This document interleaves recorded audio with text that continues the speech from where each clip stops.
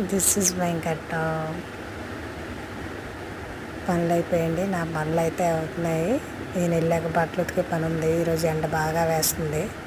నేను వీడియో కోసం మా శ్రీవారిని ఇలా బటన్స్ పెడుతుంటే మా అబ్బాయి ఇంటికి వచ్చాక చూసి అంటున్నాడు, అమ్మ ఏంటి ఆవిడకి బటన్స్ పెట్టుకోవడం రాదా అని అడుగుతున్నాడు. నాకు నవ్వు వచ్చింది. పిల్లలు భలే అడుగుతారు క్వశ్చన్స్.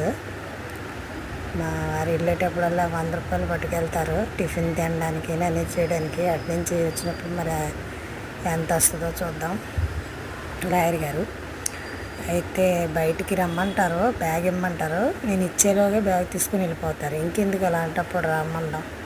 ఇలా ఎదుర్లు అలాంటి సెంటిమెంట్లు ఏమీ ఉండవు. ఎవరు ఎదురొచ్చినా వెళ్ళిపోతారు. దేవుడికి నమస్కారం పెట్టుకొని, వాళ్ళ అమ్మగారికి నమస్కారం పెట్టుకొని పోలండి.